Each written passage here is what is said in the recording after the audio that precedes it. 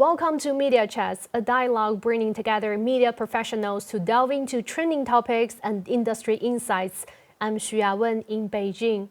The annual Boao Forum for Asia has been held on the tropical island of Hainan in southern China. The theme of this year's forum was Asia and the World, Common Challenges, Shared Responsibilities. The event welcomed approximately 5,000 participants, including diplomats, scholars, and business leaders. Discussions at the forum revolved around four major segments, covering the world economy, technological innovation, social development, and international cooperation. Initiated by over 20 Asian countries and Australia, the Boao Forum for Asia aims to promote economic integration and inject positive energy into regional and global development. So in this episode, we focus on the role of technology in bolstering regional economic growth and the opportunities and challenges it presents. So joining me today to discuss these topics are three distinguished guests. They are Mahnoor Makhdoom, a journalist and editor of China Affairs with Daily Mail Pakistan; Amirul Sajadi, a digital journalist with Malaysian National News Agency; and Jerry Gray, a UK-born Australian freelance writer and current affairs commentator. So first of all, Mahnoor, we know one of the trending topics during this year's Boao Forum for Asia is the rapid development of the generative AI, and it has revolutionarily changed many industries and fields worldwide, including our media industry. So what's your take on AI's impact on the media industry? All right, first of all, thank you for having me here. I think AI has really set the stage for a remarkable change in all industries, like you said. In media, I think it's brought a lot of innovation. It has eased operations. Efficiency has been increased a lot. For example, we can create more in terms of marketing. We can create more user-targeted ads. In journalism, it really helps us with creating content. More creativity helps to really increase creativity and create more user-friendly, user-targeted content. So it's really, it has really eliminated tedious tasks. You don't have to spend hours proofreading things. You don't need a whole team of proofreaders. So in terms of that, it has really increased efficiency. So I feel like it has really been a formidable force in terms of impact on the media industry. How about you, Amirul? As a digital journalist, what changes has AI brought to your newsroom and the news production process? Yeah, as we know, in the traditional news model, journalists need to complete a series of work as interviewing, selecting topic, writing, and editing. So there's a lot of process that we need to be done. And when the technology AI start to boom in many industries, including journalism, actually for me, AI really helped me to reduce the workload by helping craft a better stories and verifies facts faster and easier. For example, nowadays, people are prefer to watch than read. So other than writing an article, I need to prepare a video also. So by using the AI, it can tell me what kind of the content should I make to meet the algorithm of the audience interest itself. So that the video suggested by AI, it's definitely gonna be a viral, and I can get the impact for my website. Jerry, I want to come to you. I know you are a social media influencer, also a current affairs commentator, and you have produced many popular videos on YouTube. So how have you been using AI to improve effectiveness? I'm going to be very different from your other guests because AI for me is a new trick and I'm an older dog. So I don't learn new tricks very well. I haven't actually I have experimented with AI, but I haven't ever used it. And there's two reasons for that. One is the fact that, I'll be honest, the technology scares me a little bit. It's a technology that really needs deeper investigation before we get into it. But the other thing for me is, most importantly, I do my own research. I don't have a team of editors or proofreaders or anything like that. It's just me as an operator. So when I create a video or create an article, that research is entirely 100% mine. And that way I can learn. And what I can do is I can selectively choose what I want rather than have AI choose it for me and give it to me. I can disregard things that I think are not appropriate. I can add things that are, and basically what I'm trying to avoid is a confirmation bias. I'm very much a pro-China commentator, and it'd be very easy to be biased in my selection. Whereas when I'm looking for it myself, I find I can acknowledge things that are contrary to my own opinions and say, well, this is the fact. This is what people think. This is what people say, or this is what people do, as opposed to just going along with the flow of an AI produced report. So for me, it's not a big factor, but I am very conscious that it can help me with things like editing. And I probably will move down that track shortly. We have discussed how AI has impacted our media industry. And now let's shift gears to the impacts of AI on the economy. So, Amirul, the Malaysian government launched the AI for People program this year to bridge digital literacy gap and make AI education available to everyone. So could you share with us more details about this initiative, and also in which industries have you observed increased effectiveness and productivity? Particularly the e-commerce players has been growing steadily. Based on the Bank Negara Malaysia, in 2023, Malaysia made around 11.5 billion online transactions. Compared than the last year, it's around 9.5 billion. It shows that Malaysian are adapting the e-commerce environment, especially through the social media platforms like TikTok Shop. Yeah, because currently most of those sell on online platforms are SMEs. They are using this kind of the platforms that generate information about what the people like, and then they can find the information of the product and sell to the public. So actually, based on what I'm seeing, it's like most of the small shop currently in Malaysia, they are using a virtual assistant, which is they are using a AI to be a customer service for them. So they are can providing 24/7 customer support, addressing inquiries, and resolving some issues if they have something being sparked if for their businesses. Yeah. Jerry, in the case of Australia, I saw a report jointly released by Microsoft and the Tech Council of Australia says that the generative AI could contribute over $100 billion a year to Australia's economy by 2030. So how do you view the potential economic opportunity for Australia by using the AI? The economic opportunities are incredible. There's a McKinsey report that acknowledges that, unfortunately, that Australia is behind the trend. However, it has moved from a previous survey they did 10 years ago, and it's improving because of the pandemic. So it's important that people are looking at the impacts of this, because there will be a huge requirement in transitions from some trades into other trades. So, for example, transportation and logistics, as has already started in China, that could become pretty much automated. Drivers, packers, warehouses, and many delivery people would start losing jobs. So there's an impact. But this transition, according to the report, and it could affect as many as 1.3 million jobs.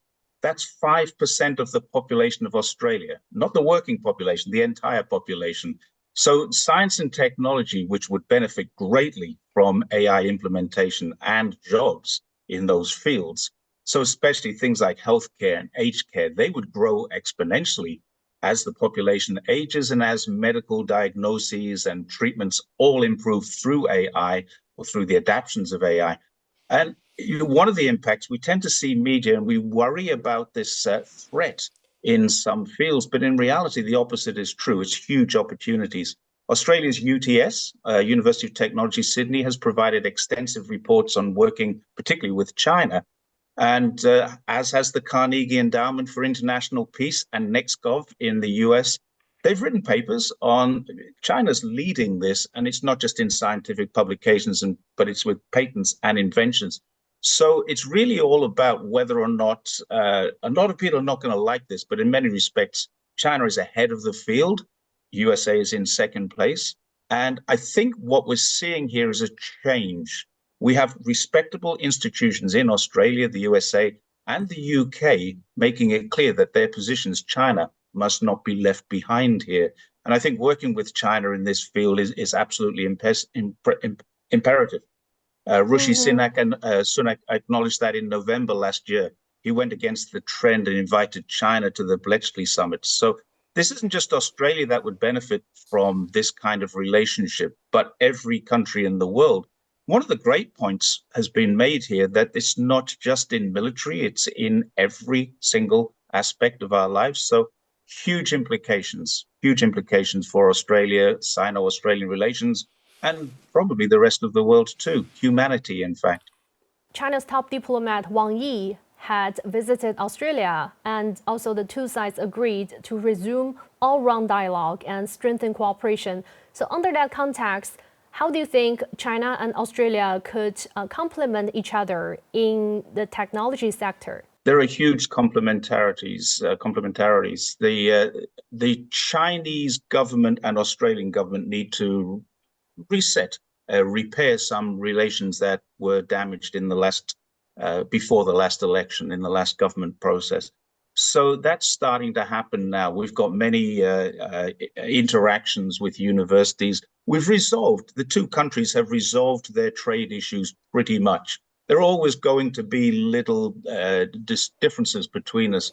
But I think the opportunities now for Australia, in particular for Australia, because Australia is very much dependent, and they don't like to admit this, but it's true. Almost 40% of Australia's entire economy is dependent on China. And Wang Yi's visit there was a great opportunity for them to reset that and help that along. And I think that's probably where the future lies. But we're going to see that in the next couple of weeks.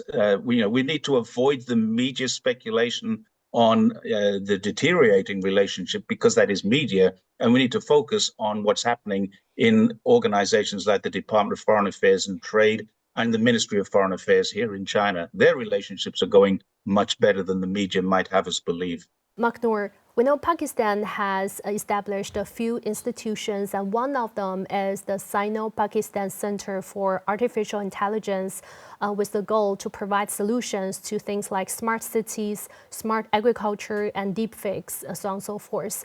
So what outcome have you seen so far, and how has AI helped to unleash Pakistan's economic development?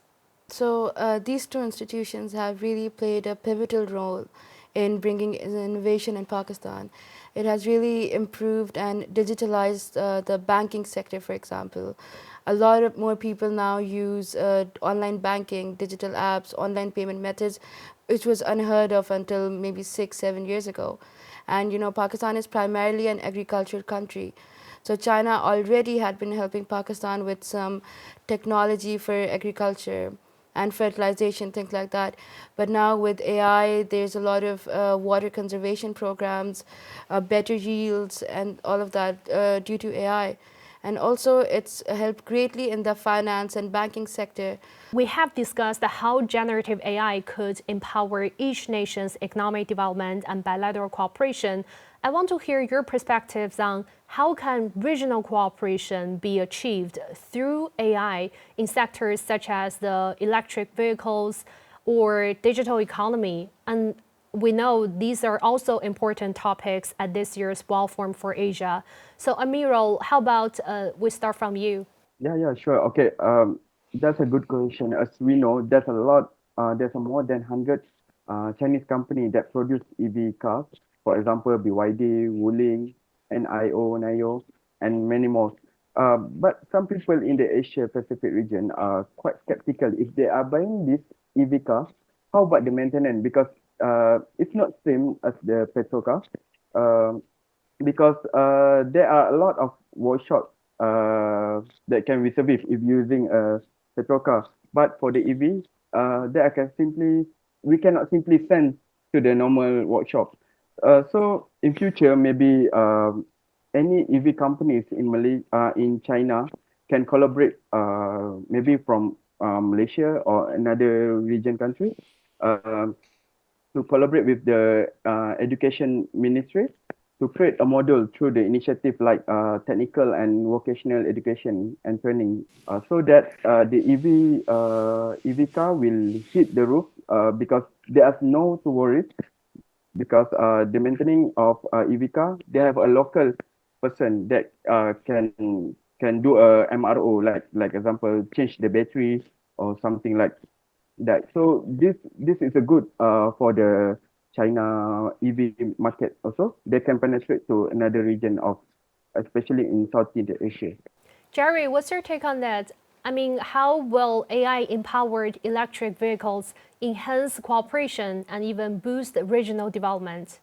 I think it's inevitable that it's going to. Australia has, particularly talking about Australia in the region, has cooperated. China has just recently signed an agreement or started an agreement with NVIDIA, the chip maker. And that's a huge agreement. We're talking about automation and self-driving. So it means that more cars can be built easier through the automation systems that the chips that NVIDIA are supplying. Now, a lot of people are saying, first of all, that these chips can't be supplied because of the restrictions that America's placed on them. That's not true, because these are a lower level chip, which are acceptable to trade in. So there's no problem with that.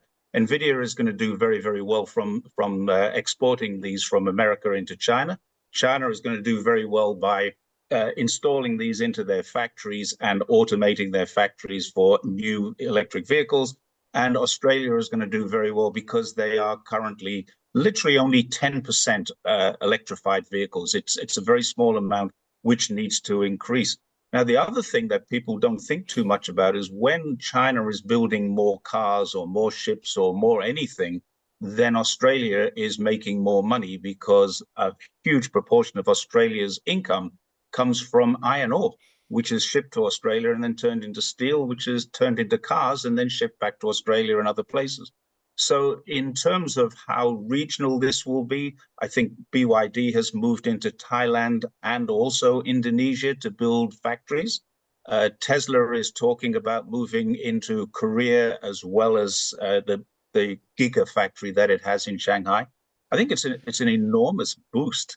It just needs to have the regional cooperation that things like Boao Forum actually provide. It's a good meeting point to set in place procedures and strategies to implement all of these benefits. We have been discussing opportunities brought by AI, but on the other hand of the story, what are some pressing risks and challenges associated with using AI? Oh yeah, when we're talking about the risk, actually, the early of this month, there's some scam syndicate using our leaders videos. They are edited using AI. So they shown that the prime minister itself are discussing an investment scheme with the lucrative returns. So actually, this is a deep fake of the video. It can make the public itself feel like for those who don't understand the AI technology, they think the video itself is directly from our leaders. So this is really bad if we don't try to carry it out. The AI is a good one, but if we not control it, that's going to be a really bad impact to society and also for nation itself. Jerry, do you have anything to add? Yeah, I think I look at this from a different perspective. Employment, or the potential lack of it, is a huge risk. And we have been here before. The Luddites were afraid of this in the 19th century when they destroyed textile machines that were taking away jobs from people. I was personally involved in the implementation of computing into my workplace in the mid-1980s. Many people then thought we'd be losing jobs right, left, and center. So this is not a new fear, but nor is it unreasonable. As the McKinsey report states, we need to plan for it. But the other problem that I see with AI is what it can do. It can mass produce information, which, if not managed, could be faked. It can create deep fakes, but China has already legislated against that. As far as I know, no other country has yet, but there are dangers with also selective algorithms. And a great example is in China back in, I think, 2020, when the industry was in its infancy. There were algorithms built into the food delivery drivers' phones that literally forced them into breaking laws to deliver food in unreasonable timeframes. So China needed to regulate that, and it did. And this is why it's important. One of the important things to acknowledge, China has the lead in regulations here. And by doing what they're doing, they've shown the world that it is possible to put guardrails around a potentially harmful product so that the usefulness can all be harnessed. I think that's the important thing to take away. Mahnoor, Jerry just mentioned China's is introducing the AI-related regulation. We know actually this month the country has released a draft law on AI and is focusing on creating a legal structure that benefits the rapid development of the technology. So if passed, this legislation would complement the country's existent or more targeted AI regulations, for example, on deepfakes. Yeah. So you have been covering China-related affairs. So what's your take on China's approach on AI's regulation? I think it's an excellent initiative on China's part. Like Jerry said, China is so far the only country that's managed to do that, to pass a legislation about controlling the AI. Like I said, accessibility of the AI is very important. It can lead, already it's been leading to so much misinformation and so much chaos all over the world. You see videos of politicians, of military leaders, and it creates a lot of misinformation and chaos in general. So I believe that kind of regulation and accessibility is really required in this age of AI. What lessons do you think might China's approach to AI regulation offer to other nations? I can't speak for many other nations, but for Pakistan, where I gave you an example previously of deepfake being used in a positive way, I would, also encourage that Pakistan also tries to implement these kind of laws to control deepfake, to counter, misinformation that's been the bane of our existence for a very long time. Mm-hmm. Well, if we look at the AI governance in the region, last month, the Association of Southeast Asian Nations published a framework for AI governance, but experts said member states at different stages of digital development could pose a challenge. So, Amirul, how do you understand the challenge here, and what measures can ASEAN member states try to apply to overcome this obstacle? Yeah, actually, because not every country have a infrastructure of the AI itself. So to make sure all this thing is the between the country, we need to sharing knowledge, especially like Singapore and China itself. Those who are leading in the AI industry. So we can sharing the AI technology, policy development, and regulator compliance, so that this kind of the technology will be benefit to our region.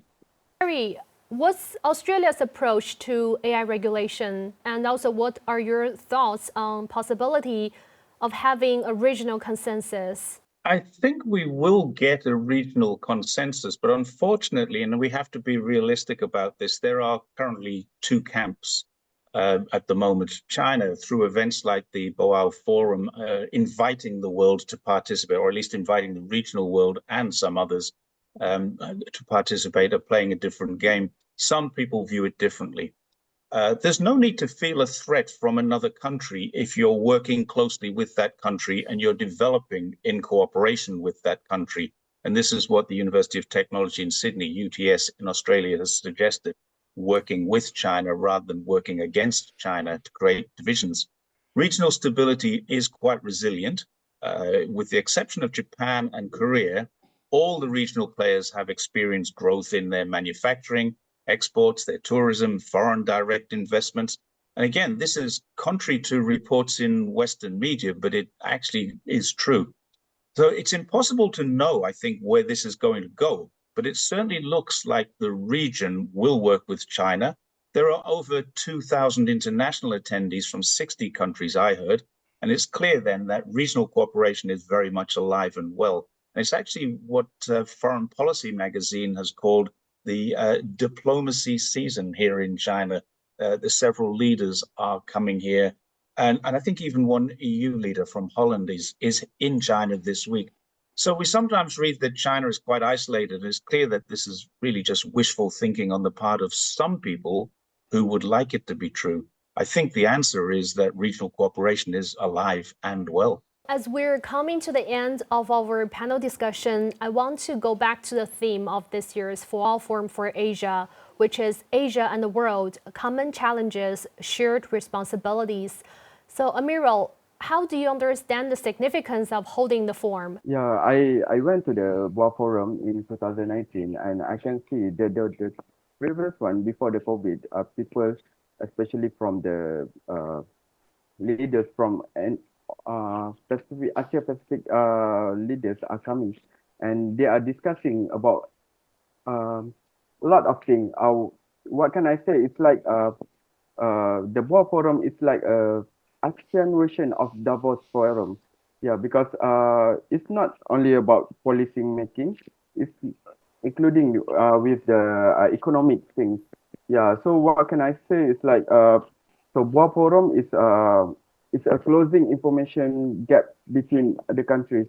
So the leaders and the academics and the civil societies are coming to share their expertise and everything. So we can develop this nation in the better way. Jerry, how can we collectively address these challenges and shoulder responsibilities to pave the way for a shared future for mankind? Well, that's a very big question. The great thing about Boao is it puts Hainan on the map every year. Hainan is a visa-free destination for citizens of, I think, 59 countries. And it makes it one of the most important places in China just for a few days. And it started back in 2001 with an effort between Australia and China, regional development going on there. 26 countries were in attendance, and it's grown. There are now 60 countries, I think, delegations from Europe, Africa, the Pacific Island. Clearly, it's an important event for humanity, and it's an excellent method of keeping the region and ultimately the world informed of what China is doing as a result of the forum, who they are doing it with as well. So China's trade with some partners has reduced, that's true, but its overall trade, its regional trade, and its trade with many developing nations has increased. Now, that's a very important thing for humanity. It's a very difficult political and economic environment right now. So meetings such as this, Boao, are incredibly important. And I think that's where humanity will benefit. Much of humanity is involved in what China is trying to do. How do you see the significance of the Boao Forum in paving the way for a shared future for mankind? I think this forum every year, it paves a way to fostering more connectivity between all these countries, especially the Asia Pacific countries. And yes, world leaders get together, stakeholders get together, and they don't only just talk. They're not just forums and seminars. Those policies, those discussions, the global issues that are discussed, the solutions, the policies are actually implemented. Moreover, on the sidelines, experts of different fields, businessmen, journalists, they meet each other from different countries, exchange views, create a connection, then work on several projects together. So this is not something, China is doing in self-interest. It's a great evidence of that.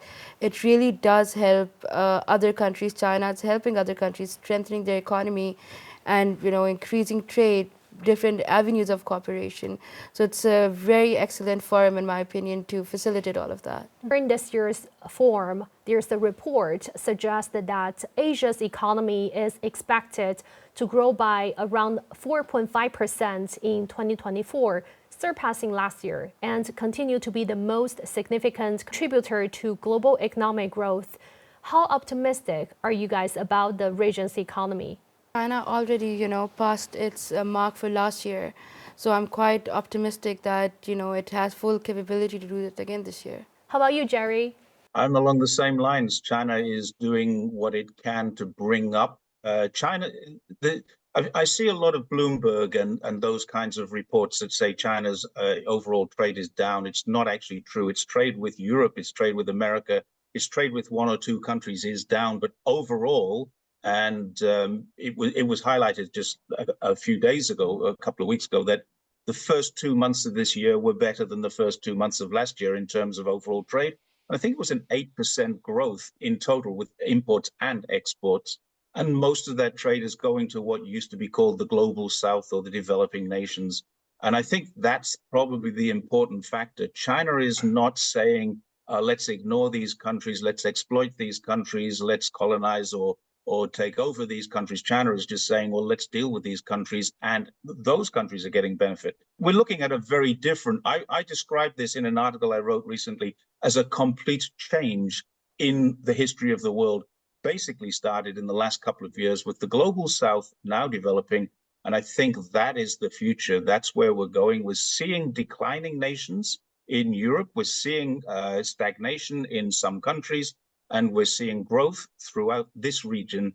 And Australia is part of it too. China is leading it. And without China's leadership on this, then it probably wouldn't happen. But it is happening right now. We're watching it in real time. With that, we're wrapping up this episode of Media Chats. Many thanks to our panelists for sharing your valuable insights with us.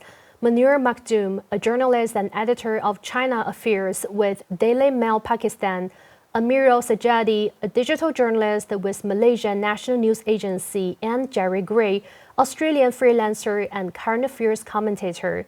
I'm Xu Yawen in Beijing. Thank you so much for watching. Bye for now. This is CGTN Radio. Hear the difference.